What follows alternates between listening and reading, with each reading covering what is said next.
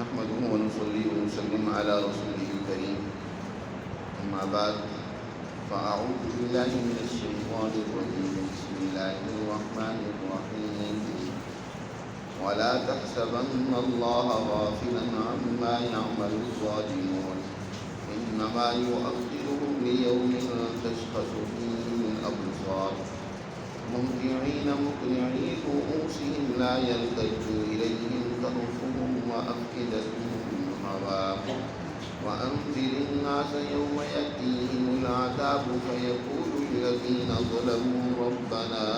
أخرنا إلى أجل قريب نجب دعوتك ونتبع الرسل أولم تكونوا أقسمتم من قبل ما لكم من زوال وسكنتم في مساكن الذين ظلموا أنفسهم وتبين لكم كيف فعلنا بهم وضربنا لكم الأمثال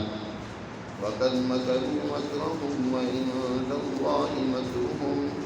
وإن كان مكرهم لتزول منه الجبال ولا تحسبن الله مخلف وعده رسلا إن الله عزيز ذو انتقام يوم تبدل الأرض غير الأرض والسماوات وبرزوا لله الواحد القهار وترى المجرمين يومئذ مقرنين في الأسفل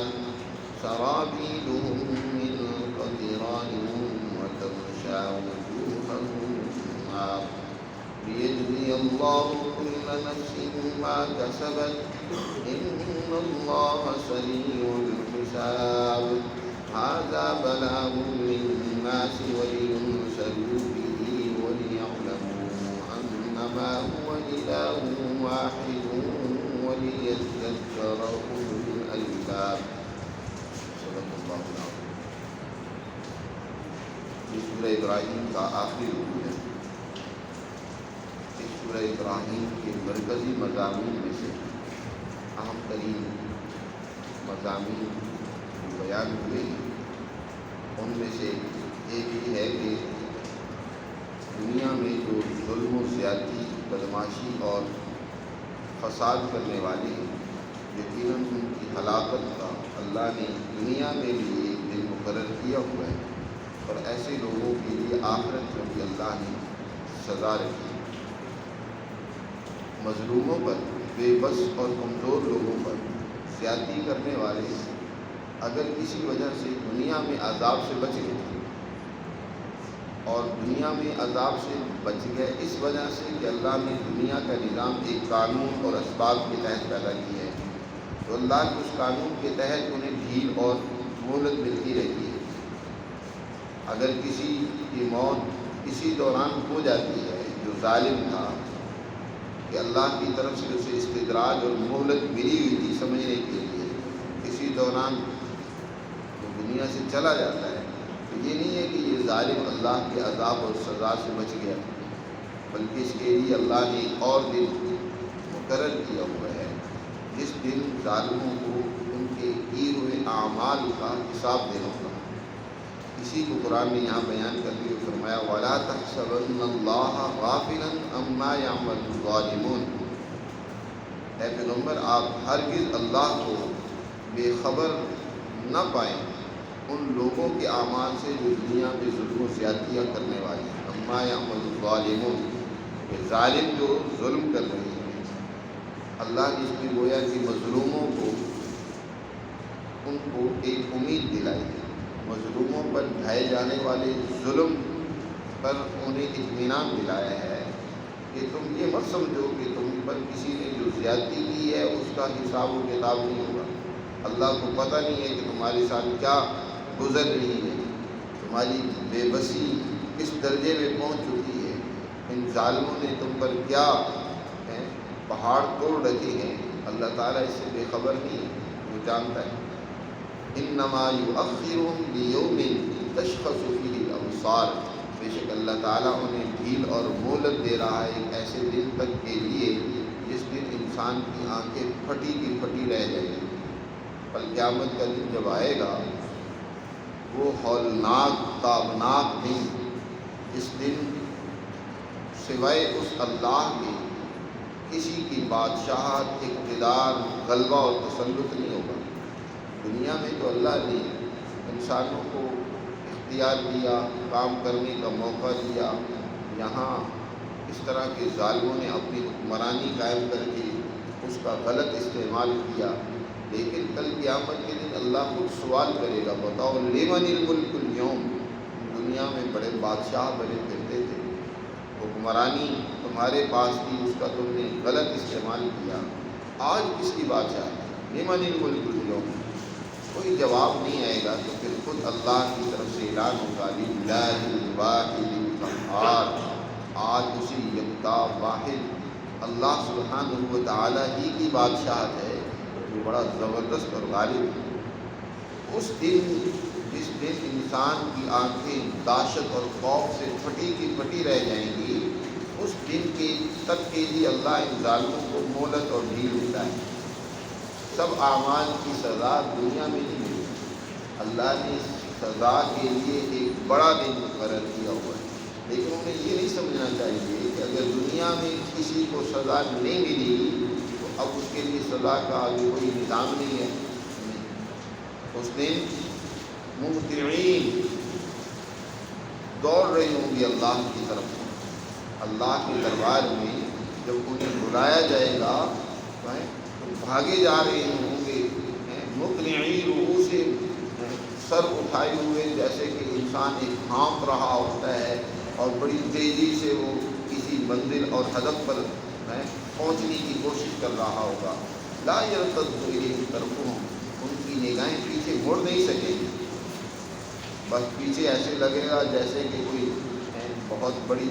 آفت پیچھے سے آ رہی ہے، اور وہ اس دہشت سے ایسے بھاگے جا رہے ہیں، سر اٹھائے ہوئے ہیں، ہانپ رہے ہیں، سانس پھول رہی ہے۔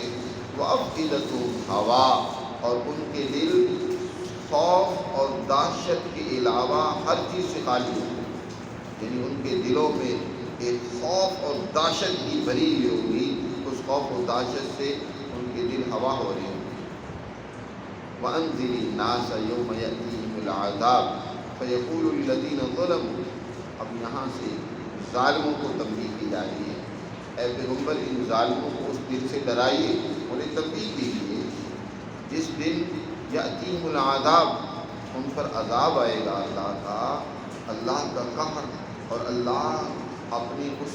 سزا کو ان پر نافذ اور جاری کرے گا، تو اس وقت ظالم پچھتائیں گے، دل ملائیں گے، روئیں گے اور اللہ سے التجا کریں گے اور کہیں گے فَيَقُولُ الَّذِينَ ظَلَمُوا رَبَّنَا أَخِّرْنَا إِلَىٰ أَجَلٍ قَرِيبٍ، ظالم کہیں گے اے ہمارے پروردگار ہمیں تھوڑی سی اور مہلت دے دیں، ہمیں دنیا میں تو آپ نے بڑا موقع دیا، لیکن ہم التجا کرتے ہیں کہ ہمیں تھوڑی سی اور مہلت دے دیں، نُجِبْ دَعْوَتَكَ وَنَتَّبِعُ الرُّسُلَ، اب تیری دعوت کو ہم قبول کریں گے، تیرے پیغام کو ہم قبول کریں گے اور رسولوں کی اتباع اور پیروی کریں گے، ہم عادل منصف ہیں اور دنیا میں تیرے احکامات کو پورا کرنے والا بنیں گے، ابھی ہمیں تھوڑا سا موقع دے دیں، ہم دنیا میں جا کر اب عمل کرتے ہیں۔ اولم تکونوا، اللہ کی طرف سے کہا جائے گا اولم تکونوا اقسمتم من قبل ما لکم من زوال، کیا دنیا میں تم قسمیں نہیں کھاتے تھے؟ اس سے پہلے بڑی بڑی قسمیں کھاتے تھے اور کہتے تھے ما لکم من زوال، تم پر زوال آنے والا نہیں ہے، یہ تمہارا اقتدار، یہ تمہاری چتراہٹ یہ دائمی اور ہمیشہ کے لیے، زوال گویا تمہارے لیے ہے ہی نہیں۔ ما لکم من زوال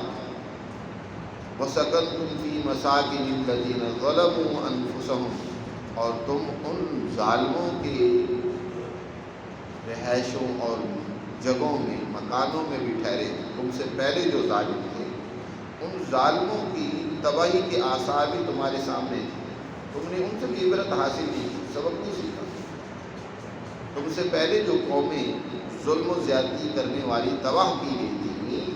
کیا ان کی وہ کھنڈرات، ان کے وہ آثار قدیمہ کیا تمہارے لیے تنبیہ کا باعث نہیں تھے؟ وَسَكَنْتُمْ، تم ٹھہرے تھے، فی مساکن الذین ظلموا، ظالموں ان لوگوں کی مساکن اور رہائشوں میں جنہوں نے اپنے اوپر ظلم کیے، ظلموا انفسہم وتبین لکم، اور تم پر یہ بات واضح اور عیاں بھی ہو چکی تھی کہ کیف فعلنا بہم، کہ ہم نے ان کے ساتھ کیا کیا۔ دنیا میں دیکھو کتنی قومیں تباہ ہوئی ہیں اپنے ان ظلم اور کرتوتوں کی وجہ سے۔ قوم عاد، قوم ثمود، قوم نوح، کتنی قومیں اللہ نے ان کو نشان عبرت بنایا، لیکن تم نے ان سے سبق نہیں سیکھا۔ وَضَرَبْنَا لَكُمُ الْأَمْثَالَ، تمہارے سامنے ان کی مثالیں ہم نے بیان کی، بار بار ہم نے ان کا تذکرہ تمہارے سامنے کیا، لیکن تم بجائے اس سے عبرت حاصل کرنے کے، انہوں نے بھی اور تم نے بھی ان کے راستے پر چلتے ہوئے مکر و فریب کیا ان سچی جماعتوں کے خلاف جو دنیا میں اللہ کا پیغام نافذ کرنا چاہتی تھی، دنیا میں عدل، امن، دنیا میں خوشحالی قائم کرنا چاہتی تھی، انسانیت کے لیے اللہ کا پیغام انسانیت تک پہنچانا چاہتی تھی،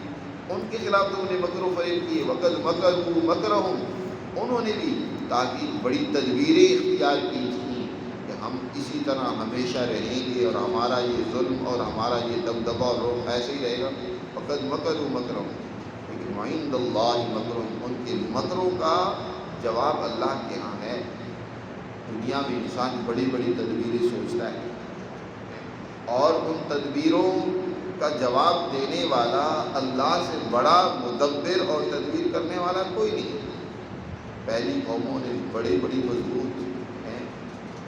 پہاڑوں کو کھود کر اپنے لیے رہائشیں بنائی اور نہ معلوم کیا کیا دنیا کی انہوں نے، آج کہتے ہیں نا دنیا بڑی ترقی کر گئی، حالانکہ پہلی قوموں کے حالات پڑھیں تو انہوں نے بھی اپنے لیے اس وقت جو ضروریات اور ترقی کا سامان ہو سکتا تھا وہ بھرپور طریقے سے جمع کیا۔ انہوں نے اسی طرح اپنی اس اقتدار کو قائم رکھنے کے لیے ہر ایک مقابلے کی طاقت کو کریش کر دیا، ختم کر دیا، تاکہ کوئی ہمارے لیے زوال کا باعث نہ بنے۔ اس خطے کو ہی دیکھو، بر صغیر پاک مہینہ میں جو جب انگریز آیا اس نے یہاں کے حکمران طبقے کے بچوں کو قتل کروایا، یہاں تک کہ جو ان کی عزت کی علامات تھیں ان کو بھی ذلیل کیا۔ جو وہ مثلا اپنا ایک خاص لباس پہنتے تھے حکمرانی کا، وہ خانساموں کو، ہوٹل کے وہ جو بیچارے خادم ہوتے ہیں ان کو پہنا کر گویا ان کی تذلیل کی اس لباس کی، اور یہاں تک کہ کتوں کے نام، ٹیکو کے نام پر رکھ کر ان کو گویا کہ ذلیل و رسوا کرنے کی کوشش کی ہے یہاں کی حریت پسند لوگوں کو۔ لیکن وہ کرنے والے، یہ ظلم و زیادتیاں اور بدماشیاں کرنے والے کہاں ہیں آج؟ وہ بھی آج مٹی کے نیچے دبے پڑے اور اللہ کی حضور ان کی چترول ہو رہی ہے، اور کل قیامت کے دن سب کے سامنے جو ان کی چترول ہوگی اور وہ دیکھنے والی ہوگی، جس کا قرآن یہاں تذکرہ کر رہا ہے۔ انہوں نے بڑے مکر و فریب کیے، لیکن یاد رکھو اللہ کے ہاں ان کے مکر و فریب کا جواب دیا۔ وَإِنْ كَانَ مَكْرُهُمْ لِتَزُولَ مِنْهُ الْجِبَالُ، اور اگرچہ ان کے مکر و فریب ایسے تھے کہ پہاڑوں کو اپنی جگہ سے ہٹا دیں، بڑے بڑے انہوں نے مکر کیے، بڑی بڑی تدبیریں چلی ہیں، لیکن آخر کار یہاں اس خطے میں ہی ہمیشہ اپنا اقتدار براہ راست رکھنے کے لیے بھی ان ظالم قوموں نے کتنی کوشش کی، لیکن آخر ان کو یہاں اس خطے سے جانا پڑا، اپنا بستر بوریا گول کرنا پڑا، دنیا میں بھی یہاں سے نکلنا پڑا، اور آخرت کے اندر تو جو ان کے لیے ہے وہ ہے ہی، جس کا قرآن یہاں ذکر کر رہا ہے۔ اگرچہ ان کا مکر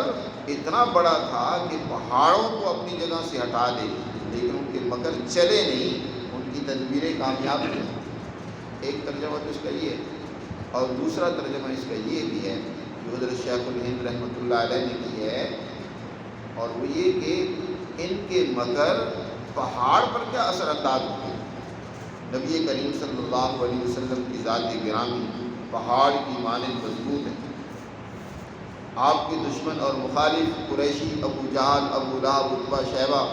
بڑے مکر و فریب کیے حضور صلی اللہ علیہ وسلم کو ناکام کرنے کے لیے، حضور کی جماعت کو، حضور حضور کو ہر طرح کی تکلیفیں پہنچائی، یہاں تک کہ حضور کے خلاف قتل کا منصوبہ بنایا، جیل میں ڈالنے کا، لوگوں کو حضور سے دور کرنے کا ہر ممکنہ انہوں نے تدبیر اختیار کی کہ کسی طرح یہ تحریک آگے نہ بڑھے، یہ تحریک یہیں دب جائے، ختم ہو جائے۔ لیکن اس پہاڑ پر، ہمت کے پہاڑ جناب رسول اللہ صلی اللہ علیہ وسلم پر ان کے مکر و فریب کا کیا اثر ہوا؟ کوئی بھی نہیں۔ حضور تو اپنی استقامت کے ساتھ، جرت کے ساتھ اپنے نظریے اور مشن پر قائم ہیں، اور دن بدن ان کے لیے تکلیف کا باعث ہوتا ہے کہ وہ نور ہدایت انہی میں سے کسی ان کے ساتھی کے دل میں جب چمکتا ہے اور وہ ان سے کٹ کر حضور کے ساتھ جا کر مل جاتا ہے تو ان کے لیے عجیب تکلیف کا باعث ہوتا ہے۔ ان کے مکر و فریب تو یہ تھے کہ ہمارا جتھا کامیاب ہوگا، ہم اپنی جگہ پر قائم و دائم رہیں گے، لیکن کبھی حضرت عمر کو اللہ توفیق دے دیتے ہیں، وہ ان سے الگ ہو کر کے حضور کی جماعت کے ساتھ شامل ہو گئے، اور ان کے لیے بڑی تکلیف کا باعث بنا کہ عمر جیسا دلیر اور بہادر وہ ہم سے الگ ہو گیا۔ اور پھر کبھی خالد بن ولید کو اللہ توفیق دے دیتے ہیں۔ اسی طرح دیگر کئی ایک ان سرداروں کے بچوں کو، ان سرداروں کے نوجوانوں کو، ابو سفیان کے رضی اللہ تعالیٰ عنہ، بعد میں اللہ نے ان کو بھی ایمان کی توفیق دی، ان کے بیٹے ہیں، ان کو اللہ نے معاویہ کو ایمان کی توفیق دے دی۔ عمر بن عاص ہیں، سردار ہیں، سردار زادہ ہیں، ان کو اللہ نے ایمان کی توفیق دے دی۔ تو ان سرداروں کے بچوں کو یہ تو مکر و فریب کر رہے تھے کہ حضور کو مٹانے کے لیے، لیکن مٹتے خود جا رہے ہیں۔ تو اللہ تعالیٰ یہ ارشاد فرما رہے ہیں کہ اگرچہ ان کے مکر و فریب بڑے تھے لیکن وہ کام نہیں آئے، آخرکار اللہ کی تدبیر غالب آ کر فلا تحسبن اللہ مخلف وعدہ رسولا، اور ہرگز اس بات کا بھی گمان نہ کرنا، خیال بھی نہ کرنا کہ اللہ اپنے وعدے کے خلاف کرے گا۔ اللہ نے جو اپنے رسولوں سے، اپنی ایمان رکھنے والی جماعتوں سے وعدہ کیا ہے کہ آخرکار انہی کا غلبہ ہوگا، لَنُهْلِكَنَّ الظَّالِمِينَ، اسی صورت میں فرمایا نا وَلَنُسْكِنَنَّكُمُ الْأَرْضَ مِن بَعْدِهِمْ، ان ظالموں کو تباہ کرنے کے بعد ہم اس سرزمین میں تمہیں ہم اقتدار دیں گے، اور لَنُهْلِكَنَّ الظَّالِمِينَ، ظالموں کو ہم تباہ و برباد کریں گے، وہ نہیں قائم رہ سکیں گے۔ تو اللہ کے یہ وعدے جو ہے رسولوں سے کیے ہوئے، یہ نہیں ہے کہ وہاں ایسے ہی دل بہلانے کے لیے اللہ نے باتیں کر دی، بلکہ اللہ کے وعدے سچی ہیں اور وہ پورے ہو کر رہے ہیں، اور تاریخ گواہ ہے کہ پورے ہو کر رہے۔ فَلَا تَحْسَبَنَّ اللَّهَ مُخْلِفَ وَعْدِهِ رُسُلَهُ إِنَّ اللَّهَ عَزِيزٌ ذُو انتقام، بے شک اللہ تعالیٰ غالب ہے اور بدلہ لینے والا ہے۔ جو اللہ کی جماعت، اللہ کی نمائندہ لوگوں کے ساتھ ظلم و زیادتی کرتے ہیں تو اللہ تعالیٰ بھولے ہوئے نہیں ہیں، ان سے ضرور انتقام دیں گے۔ اور اس دن خاص طور پر اصل تو انتقام اور بدلے کا دن، سزا کا دن وہ دن ہے جس دن یہ زمین نہیں رہے گی، یہ آسمان نہیں رہے گا، بلکہ یہ بدل جائیں گے۔ جی، آسمان بھی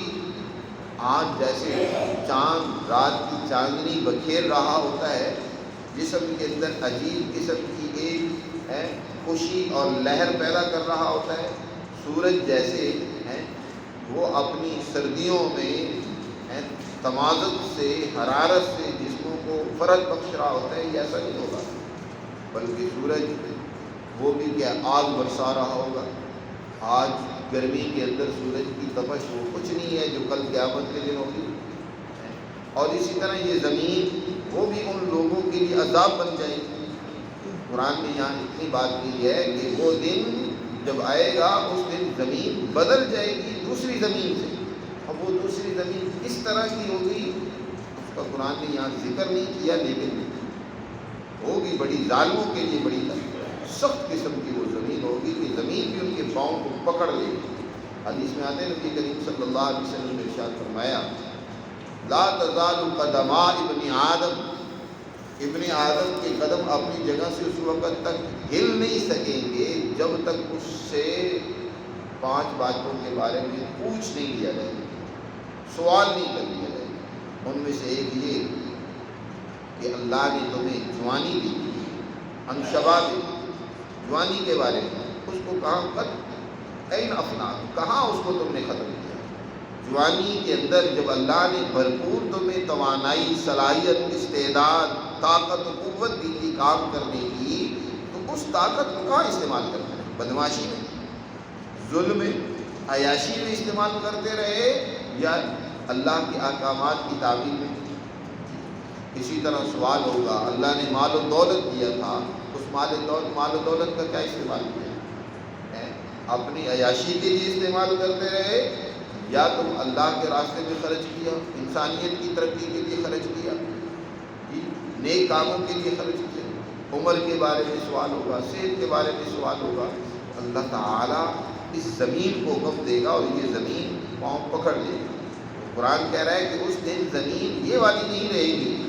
بلکہ وہ زمین تو اور ہی طرح کی ہوگی، اور وہ سماوات اور اسی طرح آسمان بھی بدل جائیں گے۔ یہ آسمان اس وقت دنیا میں قائم ہیں، جو انسانوں کی ضروریات پوری کرنے کے لیے کردار ادا کر رہے ہیں، چاند سورج، یہ نہیں ہوں گے، بلکہ اس وقت تو سزا دینے والے آسمان و زمین ہوں گے ظالموں کو۔ وَبَرَزُوا لِلَّهِ الْوَاحِدِ الْقَهَّارِ، اور اس وقت وہ ظالم اس اللہ کے سامنے اس کے روبرو حاضر ہوں گے جو الواحد ہے، اکیلا اور یکتا ہے، اس کائنات کا مالک وہی ہے، القہار، جو زبردست اور غالب ہے۔ وَتَرَى الْمُجْرِمِينَ يَوْمَئِذٍ مُقَرَّنِينَ فِي الْأَصْفَادِ، اور اے مخاطب تم اس دن مجرموں کو دیکھو گے مقرنین فی الاسفاد، زنجیروں میں جکڑے ہوئے جیسے مجرم لائے جاتے ہیں، ان کے ہاتھ پاؤں اور گلوں میں توق ہوں گے،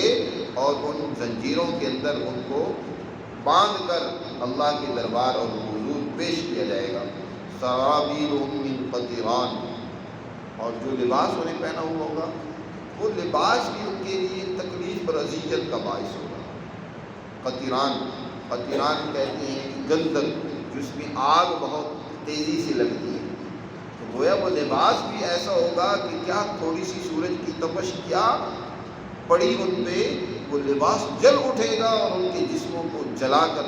راکھ کرے گا، پھر جسم اپنی عادت پر لوٹ آئے گا۔ وہ لباس بھی ان کے لیے اذیت اور تکلیف کا باعث بن رہا ہوگا۔ وَتَغْشَى وُجُوهَهُمُ النَّارُ، اور آگ نے ان کے چہروں کو ڈھانپ رکھا ہوگا، جسم سے آگ نکل رہی ہوگی، وہ لباس ان کے لیے آگ برسا رہا ہوگا، چہرے جو ہیں وہ آگ سے جھلس رہے ہوں گے۔ لِيَجْزِيَ اللَّهُ كُلَّ نَفْسٍ بِمَا كَسَبَتْ، یہ سب اس لیے تاکہ ہر نفس کو جو اس نے دنیا میں کرتوت کیے ہیں اس کا اللہ بدلہ دے۔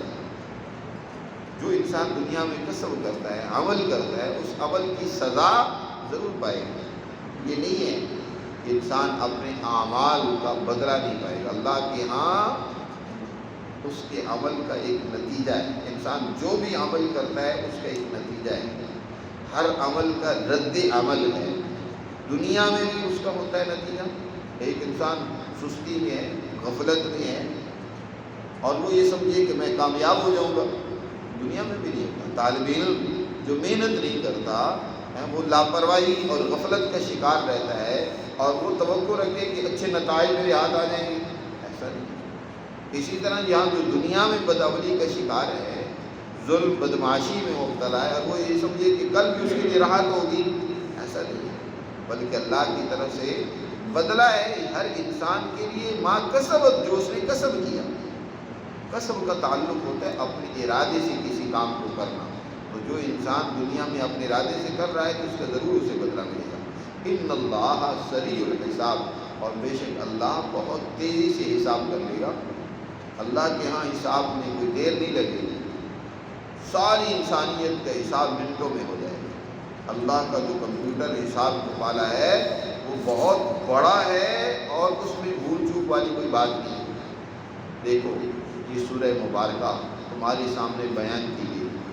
ھذا بلاغ للناس، یہ پیغام انسانوں کے سامنے پیش کر دیا گیا، پہنچا دیا گیا ہے۔ اس کے 3 مقاصد ہیں۔ یہ قرآن نے جو سورہ مبارکہ نازل کی ہے، اس کا پہلا مقصد تو یہ ہے کہ وَلِيُنذَرُوا بِهِ، ظالموں کو، غافلوں کو اس کے ذریعے سے خبردار کیا جائے، متنبہ کیا جائے کہ وہ اپنی غفلت سے نکلیں، آج باز آ جائیں ظلم سے، بدماشی بدعملی سے آج باز آ جائیں۔ یہ تنبیہ کرنے کے لیے، ڈرانے کے لیے، خبردار کرنے کے لیے اللہ نے یہ پیغام اتارا ہے۔ اور دوسری بات وَلِيَعْلَمُوا أَنَّمَا هُوَ إِلَٰهٌ وَاحِدٌ،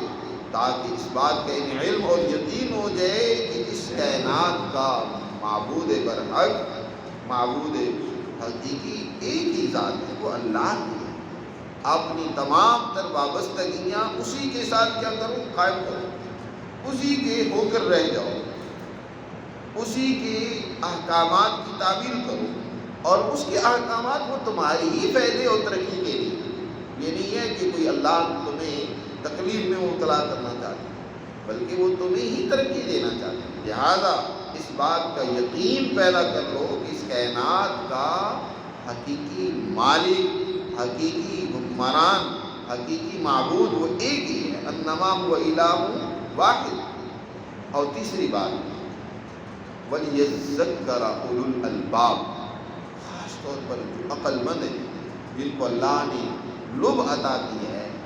سمجھ اور کوئی ذہن دیا ہے، سمجھدار لوگ ہیں، انہیں چاہیے کہ وہ عبرت حاصل کریں، گزشتہ قوموں سے نصیحت حاصل کریں۔ اس میں حضرت موسیٰ علیہ السلام کا واقعہ ذکر ہوا، اور انہیں حکم دیا گیا کہ وَذَكِّرْهُمْ بِأَيَّامِ اللَّهِ، ان کے سامنے گزشتہ تاریخ کے اہم واقعات رکھیں اور انہیں تذکیر کریں، انہیں سمجھائیں، نصیحت کریں۔ اب نصیحت کون حاصل کرے گا؟ حضور سے بھی کہا اے پیغمبر، ہم نے یہ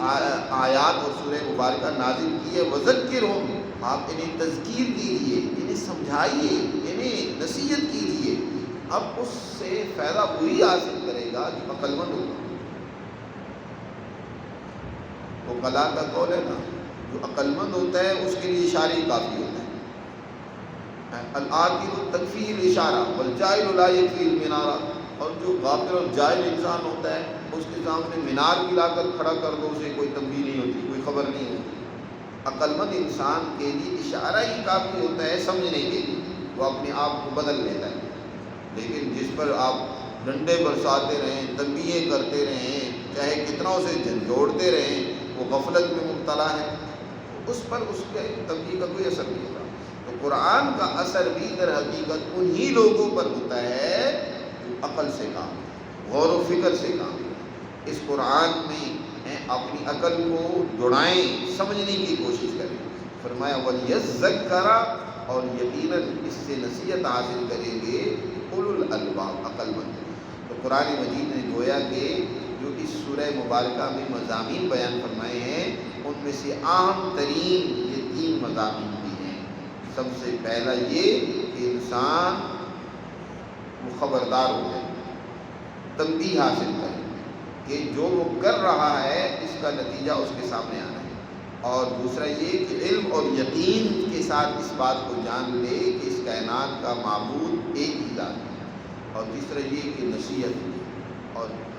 سبق حاصل کریں، عقل مند بنے، بے وقوف نہ بنے، قرآن مجید کی ان آیات سے ایسے گزر نہ جائے بلکہ اس سے درس عبرت حاصل کریں۔ اللہ ہمیں سمجھ نصیب فرمائے۔ اس طریقے سے آج ہماری سورہ ابراہیم مکمل ہوئی ہے، آگے سورہ حجر کا درس